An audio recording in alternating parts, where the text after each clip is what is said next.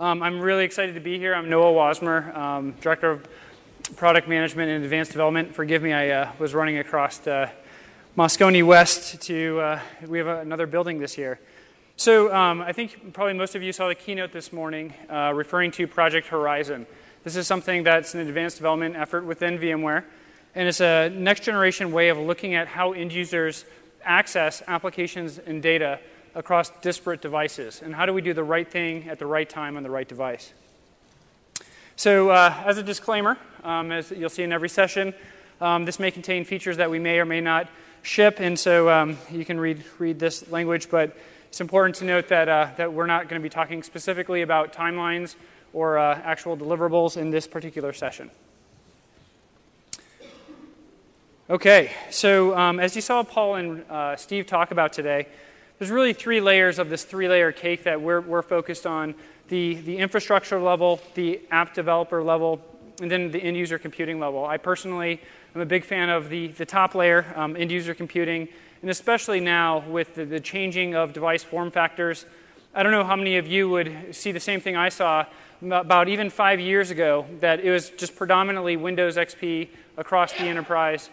It still today is largely that, but we're seeing end users bringing in next-generation devices like the iPad and iPhone. And so we think about how do we start to address these different devices. And specifically, we also are really interested in the diversity of applications. So when we think about applications being delivered down to an end user, it's not going to be just native applications like Thin Apps and AppV and native MSIs, but it's also going to be SaaS applications as well as published applications and a whole host of different services that are presented to the end user. And we think that a lot of the reticence for IT administrators to give access to these solutions is really around how do they control it. So when I talk to a lot of CIOs, and I'd wonder if some of you in the room have had the same experience, I ask, do you guys have Dropbox, you think, in your enterprise? And they all say, absolutely, it's everywhere. Like, it's been there, like we know it's there. And they say, but we don't acknowledge it to a lot of people because we don't know how to control it, right? We're doing everything we can to kill the process, to create firewall blocks, to do whatever we can. And really what the end user is trying to do is access their data. If you think about what the key fundamental issue at hand is access, right? They just want to get access to their content to do their work. And really effectively, as IT administrators, it's really in our best interest to figure out how we enable them, how we make that happen, but how we really maintain the security and control that we're expected to as IT administrators. So that's where we think that today it's really about the PC-centric model, and we really need to move to tomorrow about a user-centric model where a user can traverse these different devices with different applications and data. So as we announced today at VMworld, there is View 4.5 and ThinApp 4.6. There are a ton of features in this product.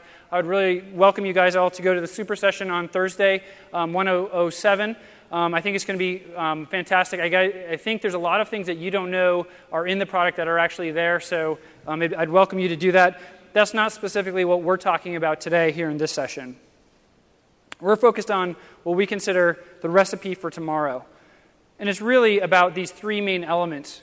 As you heard, this journey to the cloud, how do we embrace cloud computing? It's such a generic term now. Cloud means everything, I think, as you saw in the video this morning. And specifically, what we're hearing from some enterprise customers is that they're saying, I have one SaaS application like Salesforce or Google or Mozy for backup, and how do I ensure that I have the same single sign-on, the same controls for that application that I have with my traditional apps? And so this is where we really want to bridge these traditional with the next generation architectures. And so specifically, I'm going to turn it over to Tiffany, and she's going to talk about SaaS and what we're doing in relative, when we've announced the acquisition of Tri-Cipher and what they do for us today in terms of embracing SaaS for the enterprise. Thanks, Noah. Can folks hear me okay in the back? Okay. So as Noah laid out for our recipe for tomorrow, the first step is about embracing cloud computing. And many of you guys are already doing that today. You're building out your private cloud, and you're also moving forward and starting to absorb resources from public cloud, many of those being SaaS applications like Google, Salesforce, Zimbra, et cetera. So how do you actually bridge management across these resources that are now in different locations? You've got them in your private cloud, you've got them in your public cloud. And the technology approach that Noah and I and our team are looking at is focusing on the user. And what that means is, from a technology perspective, looking at identity and access management. And that's fundamentally much different from what we've been used to today, right? We've been very focused on the device. But instead, now we're looking at, if you look to tomorrow and knowing that more and more of your resources are going to be coming from all these disparate locations with their own databases for users, you want to bring that back and tie it to a single identity provider. And that's going to be your identity provider on premise. And so the technology that we're looking at to do this is essentially identity and access management. You heard Steve Herod mention this morning that we've signed an agreement to acquire Tri-Cipher. We actually have some of the team here today, and we're going to be leveraging the efforts that they've made in this market. They've been a pioneer in cloud identity and access management. They've been serving SMB and enterprise customers, helping them deliver management in a secure manner around these SaaS applications. So let's actually step into what this technology involves. So from an enablement point of view, one of the technology enablers is called SAML. How many of you guys are actually familiar with SAML? A handful. Okay. So it stands for the Security Assertion Markup Language. I know Mark knows it very well. It's a standard that came out in 2002. It's essentially an XML framework that focuses on enabling a secure way to exchange authorization and identity information between different business entities. And it's designed for web services. So if we step through what it looks like in a very simple way, you have a user that is trying to get access to a resource, and they're going to authenticate to an identity provider. In most cases, that's going to be your on-prem instance of Active Directory. So they're doing that through Windows or through a portal. And once that happens, through SAML, the SAML standard, the identity provider can then provide a secure token to the service provider. So they're not passing any password information across that service provider. So this is where we start talking about how do we bridge between private and public. How do you maintain that secure username password information on-prem, but bridge access to those users to these resources that are sitting out in the public cloud. So the secure token is passed from the identity provider, the enterprise, over to the service provider. And the service provider can then decrypt that token and obtain the username information, and with that information, map that user to the right resource, the account that's sitting on their own external, right, third-party app user database. So how does this fit into Project Horizon? When we look at how do we extend Active Directory out there, we think of Horizon being a managed service that's actually hosted in the cloud. Because it's handling this bridging between your private and your public cloud, it makes sense for it to sit out there. And it essentially will deliver that secure token service. When we walk through that example for one specific application, think about all of the hundreds of applications that you're going to be accessing from the cloud. We hear from the Gartner analysts that 75% of applications that are being developed today are SaaS apps. So many of you guys are already absorbing some of them. Over time, that trend is going to continue. So how do we make sure that you're able to manage that in a secure way? We feel that Horizon can play a role there by delivering this secure token service component for managing your SaaS applications and tying it back to Active Directory. One of the other components of the solution, besides being a managed hosted service, is that you obviously need an agent down on the endpoint client. So that's going to be supported across Windows, Mac, Android, iPad. You want to make sure that on any device that your user has access to, they're going to be able to access these applications. The benefit is pretty clear. You saw, Steve and Noah demoed in the keynote. From an end user perspective, the nice thing is you can have a single sign-on experience to all of your application resources. So you don't have to memorize a bunch of different passwords for all these different SaaS applications. You also get a consistent experience across these different devices.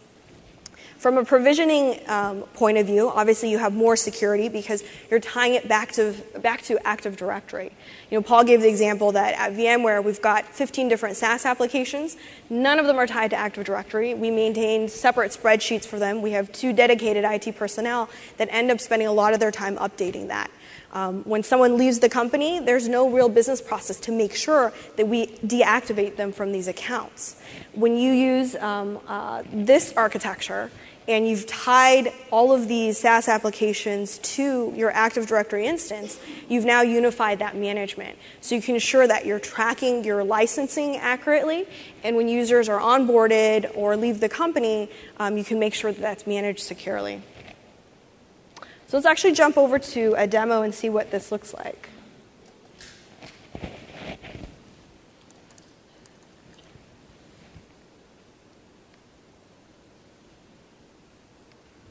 So what we've got here, What we've got here is the Horizon Admin Console. It's a web-based console. You can see that we've created a new user, and we're going to look them up and look at what entitlements they have access to. There's also, we're using Workstation here. There's another VM. This is the end user view. You can see they've got the Horizon agent on that VM. So let's go back to the admin console and show you what that Google provisioning process would look like. So we're going to add an entitlement, and what you'll see here is that within the admin console, you've got this full service catalog. You've got a variety of different SaaS applications. We're going to choose to entitle Google SaaS. And what happens when you actually perform that entitlement is Horizon is actually communicating directly with Google. It's accepting the validated identity of that user via that secure token. It's actually provisioning the account for that user on the fly, again, tying it to their Active Directory credentials. And you can see that the Horizon agent there just pulled across a shortcut for Google Apps. So from a user experience point of view, you double-click on Google Apps. There's no additional password that you need to remember. You've already logged into your Windows desktop.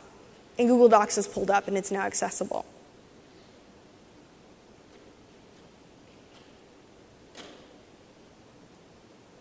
You can see here we're just showing you how we're going across the different Google Apps. And then we could log out of Google Apps, and that'll take us back actually to the beginnings of what we feel can become this next generation end user workspace that's very independent from the desktop. It's web-based. It has access to all the various applications. You can see you could click on a link to the app there and similarly get in a single sign-on fashion to Google Apps. And this is just a drill down on off of the Google website. You can see some more detailed information about the APIs that they provide to actually do this integration. So let's flip back over here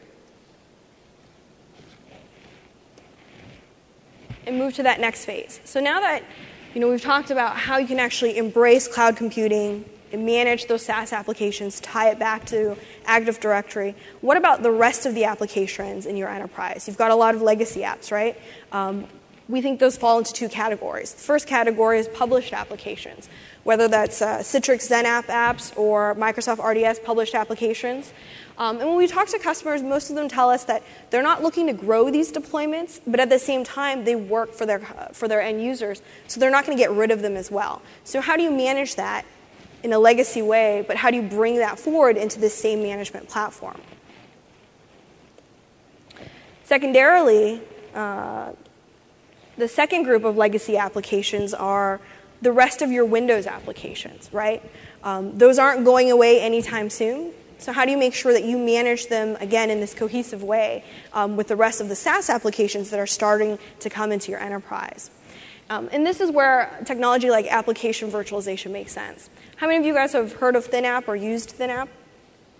Okay, so it looks like almost half of you, which is great. ThinApp is an application virtualization technology from VMware that enables you to actually package up a Windows application, enable it to be isolated from the operating system so that it won't conflict with other applications and also is agnostic to the specific version of Windows that it's running on. So it's a great way to actually modernize your Windows apps and make them start to fit into this journey, into this architecture. Again, they're not going away.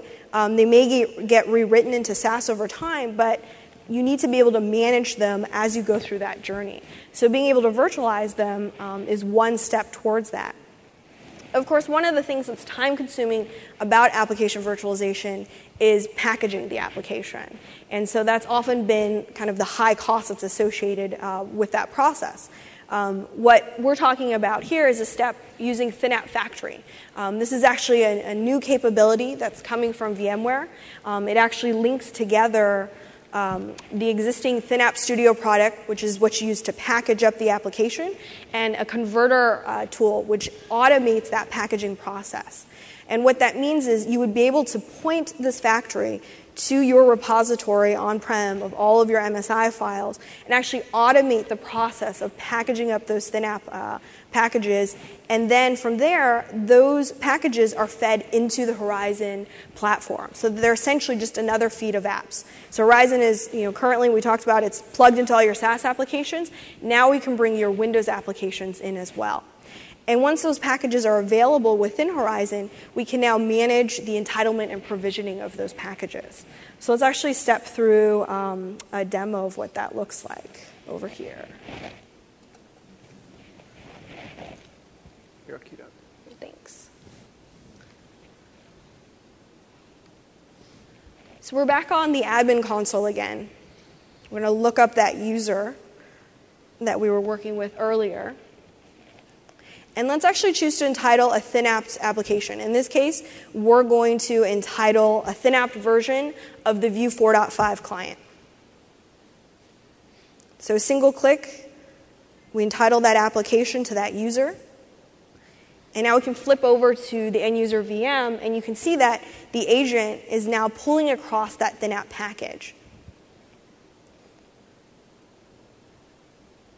Once it finishes downloading that package, we'll be able to show you how it gets started up and how it's actually managed.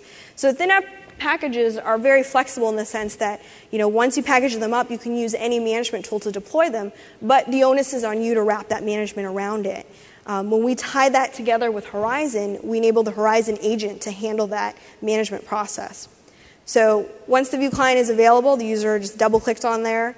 It's already been configured with the connection server. With Windows single sign-on, so the user is able to seamlessly log into their virtual desktop at that point.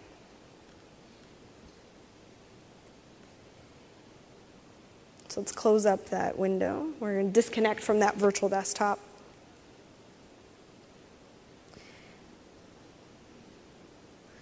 If we log into the Horizon portal, which we looked at earlier, that web-based workspace where all the different apps are, again, we see SaaS apps as well as ThinApp apps available here. So you could click on the Vue icon here. Once again, it launches the ThinApp version of the Vue client,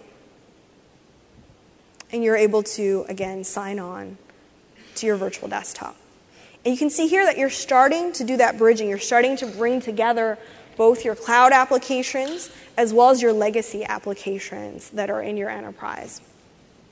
So with that, let's actually flip back over here. Sorry for all this switching back and forth. So from a benefits point of view, you see that from the end user side, they really don't care what type of application it is, right? They really just want to get access to those apps and that data.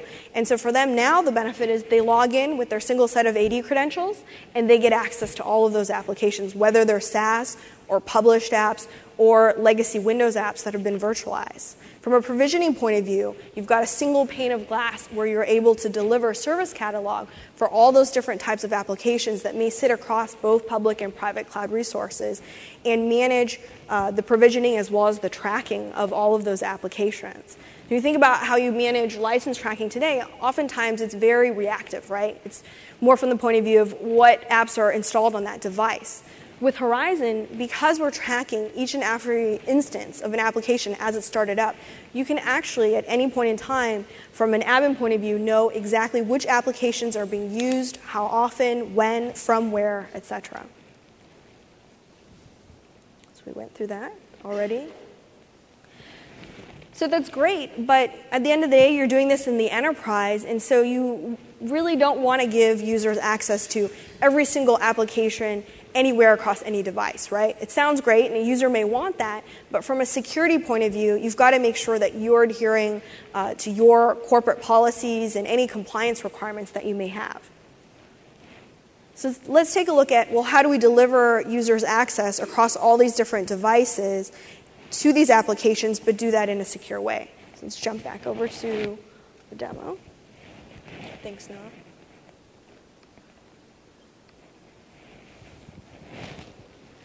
So here we're back again at that admin console. Let's look up that user. You can see here that there's actually device policy that's tied to each of these applications. So let's entitle a new app. In this case, let's choose Salesforce.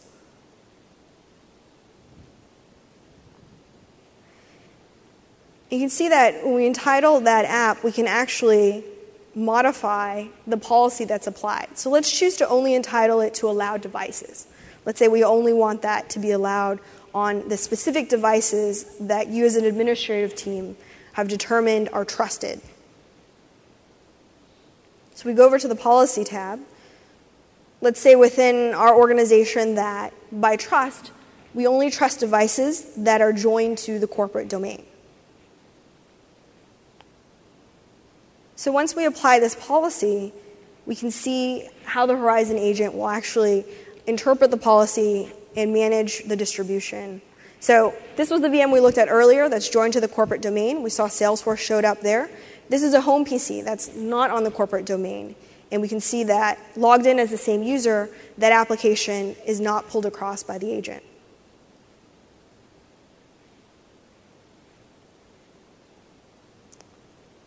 So let's go back to that user. And let's edit the entitlement for another SaaS application. So you can see that not only can you apply a device policy, but you can apply a deployment policy. In that case, we were just changing the policy so that it would only be for allowed devices that are trusted, that are on the domain. So you can see here it's available.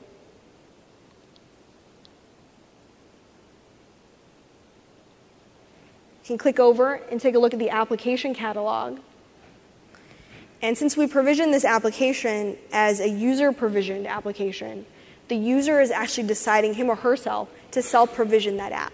So again, if you're deploying an application and you don't want to incur a license until the user actually needs that app, you can entitle it but not actually provision it. So it's available in their catalog, and they can choose when they want to actually access it.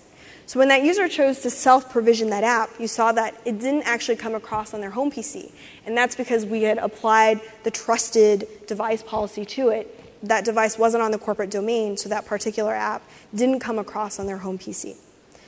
Let's say, for example, the user loses that home PC. You can actually deactivate that device, and you can see immediately that the Horizon agent here is removing access to those applications.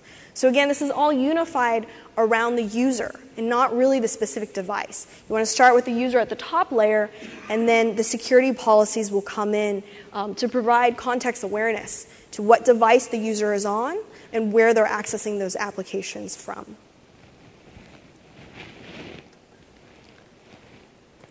So with that, I'm going to hand it back to Noah to deliver the last layer around data and collaboration. Great. So as we think about this solution, and I think Tiffany and I both think about it, and our team thinks about it as slowly evolving customers into these different workspaces. We think that embedding ourselves into the native PC experience is the right thing to do right now, as most of our end users are using PCs. But we want to start to evolve that user experience to a workspace that has these better controls, better permissions, and a consistent experience across these different platforms that take advantage of things like today in the earlier keynote, the ergonomics and the touch capabilities of a touchscreen. We also are really concerned with data and collaboration. When we think about data, traditionally there's been a lot of work done, for example, with VMware with RTO profiles and the Windows profile. That's a really important piece of data, and we understand that. But we also see that data is vastly more important than just the Windows profile. There's things like file shares. Again, going back to the example of synchronizing your data across devices, people want access to this information from anywhere. And so how do we start to provide that?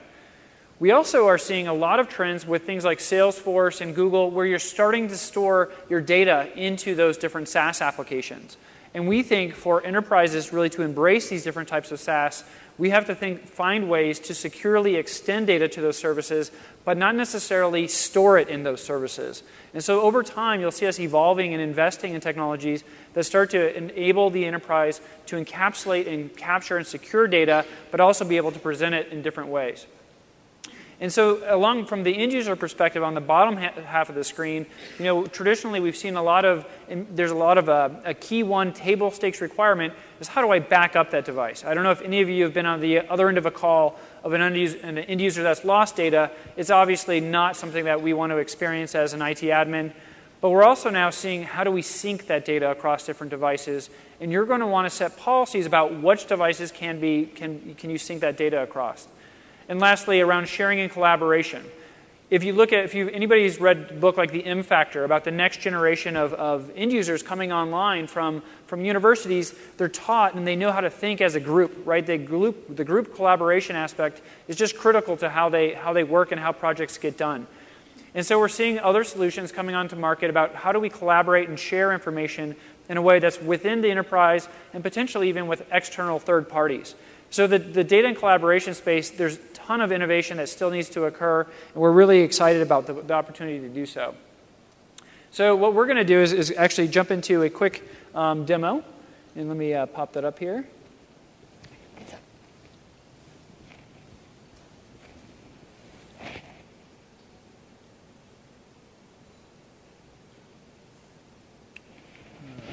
Is that the data demo? Just one second. Well, that wasn't the one that was up.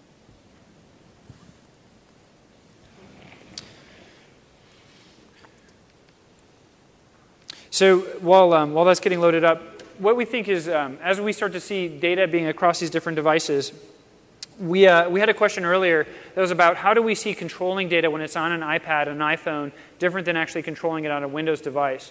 And we think that there's actually an opportunity here to start to think about policy that says on certain devices I can view content, on certain devices that I can actually synchronize the data. And that's what we'll show here in just a second. Is this it? Collab, right? Yeah. Yep. Do I just push? Push this one. Awesome. All right.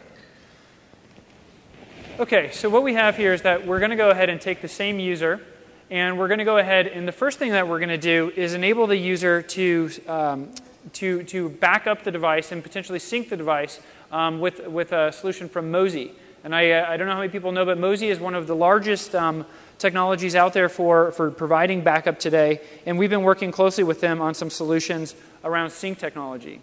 And I'm going to pause this as soon as it loads. In a quick second here, you'll see the little turn of the wheel. And we're literally pulling down the Mozy agent. And in a flash of an eye, we'll see here, start synchronizing. I'm going to pause here for a second. There's a lot of things that just happened here with one click. And that's what we're really excited about, is really this transformation. When we think about that the administrator just said, turn on Mozy, right? Make the service available.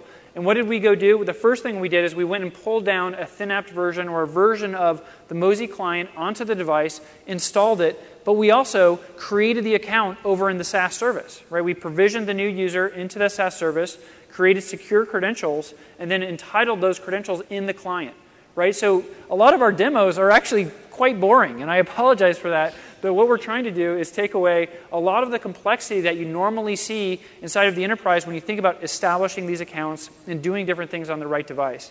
So literally, that's all it took. And we think that this is a really exciting opportunity for us to start to be able to enable end users to not just have backup solutions and sync services, but to really have the turnkey mechanisms for entitling this to different users and different devices.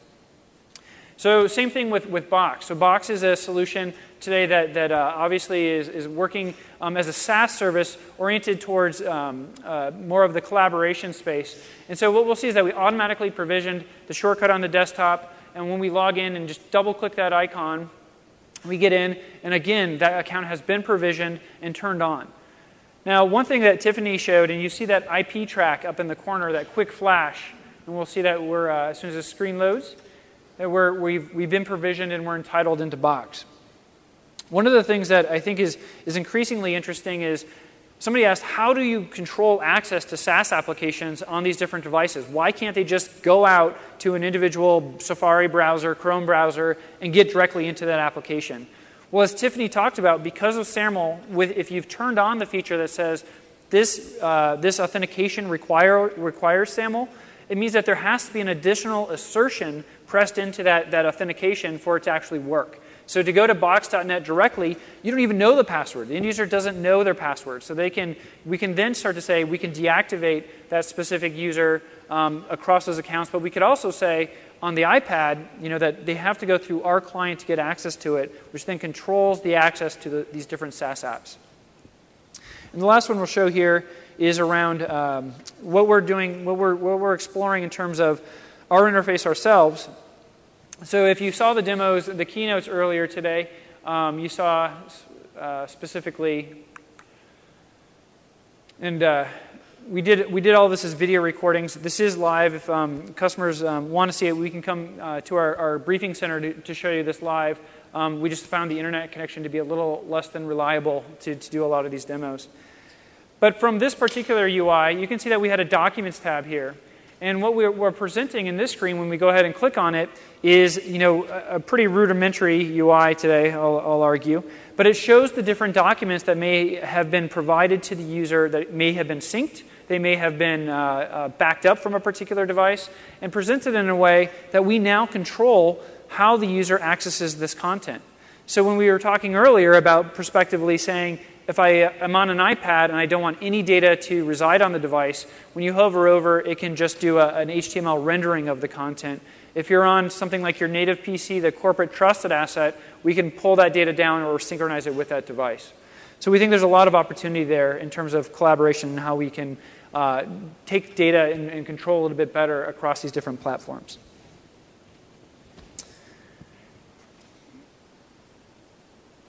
So, as we think about evolving this platform, and you think about some of the assets that VMware has, Zimbra being one of the assets. Zimbra today has a My Briefcase functionality that allows you to synchronize devices.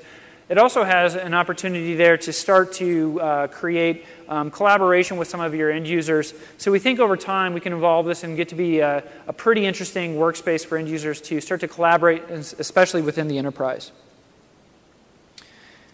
We did that. So as a sum total, and I think we're doing well on time here, so we'll hopefully have time for some questions. But we're really excited about talking about Project Horizon. Again, as I mentioned, you can come into if you have an account manager with VMware, you can talk to them about getting access to a full demo. We really are bringing the enterprises into the cloud environment by extending directory services out to different SaaS services, entitling these different types of devices that may be connected through 3G or other types of methodologies. And finally, really the ThinApp factory of what I call kind of converting ThinApp applications into a service, right? That you can turn on and turn off native applications onto your desktop, and doing that in an automated fashion through what we call the application factory. And so, in conclusion, I hope today that you'll take the time to go hear more about View 4.5 and what we're doing with ThinApp. I think you'll start to see more and more how View, ThinApp, Zimbra, and Horizon are starting to merge together to create some very unique capacities in terms of how we manage applications and data across these different devices. And I thank you for attending the session. So with that, we'll turn over for about 10 minutes of questions. And there's a mic back there if you want to go ahead and ask. Yep. So the question was, is there any offline capabilities? And that's obviously something that will be built into the clients. So it'll be predicated on the policies that you set. So for example, if you want data to be offline, it'll make that capacity possible by just synchronizing the data to the device. So it is a plan. When we think about offline capabilities for ThinApp, you can either stream a ThinApp or you can run that ThinApp locally. But we would anticipate that, for example, if you're just on an iPad, ThinApp isn't going to work, right? So we're going to provide an orchestration to do the right thing to get you access to the most appropriate application that may work on that device. There's a question back there, yeah? So I got a 6-part question. Okay. Will you guys have support for Open LDAP or any other directory services? I look over at our new friends at TriCyber. Yes, our goal is actually to support Open LDAP and I think and eDirectory as well, eDirectory and Active Directory. Is that, do you know where that's on the roadmap? Is that within the next year, 2 years? Do we know? So the service through TriCyber today actually currently supported those platforms, and so that's something that we look to carry through. Okay. What about support for Linux? I know with your authentication mechanism there, you guys are showing Windows. Do you guys have support for Linux? Yeah, so it's a good question. One of the teams that we're working with on the Horizon agent is actually the VMware Tools agent. And one of the reasons why we chose to do that is because they're the team that supports about 26 different operating systems. So the short answer is, that is our plan. It is not going to be initially in our early releases. We'll focus more on what I call the big five, which are Mac, Windows, iPhone, iPad, and Android. Okay. Can you do app entitlements for a group of users, multiple users, so you don't have to do them one by one? Yeah, so in the system, most of our demos, I'll flip over. Yeah, so within the console, you can see that there's users and groups. We intend to have the Active Directory users and groups actually within the system. So when you sign up, it's just available to you, and then you basically can entitle either users or groups to a set of applications or an individual application. The remote desktop, so when you guys were accessing the systems, let's say if I had a Windows 2008, would I need a license server in that case, or do you guys compensate with the VMware View client? So if I understand the question, the licensing server for R2, for example? Exactly. So yeah, all the Microsoft licensing you still have to work out with Microsoft. We're not trying to circumvent any existing licensing paradigms. Okay. And the last question is Kerberos support? Yes. Yes? Okay. Yes. All right. And just by the way, Kyle and VJ are over here in the corner, two of the heads of TriCyber. So if you have questions about their technology, we'd love to bring them into the fold and get their feet to the fire right on their first day of joining VMware. So thank you, everybody. And if there's any other questions in the room, sorry, go ahead. So since you're providing an application service catalog, do you also have the ability to do chargebacks and charge your end users? That's something that I'm not clear on when that will be in the product, but that is something that we inside of VMware are looking to incorporate in our other products, and so we look to embed that into our solution as well. Thank you. That's a good question. Any other questions before we wrap up? Hey, yes. How are you? How are you guys planning? I mean, all these SaaS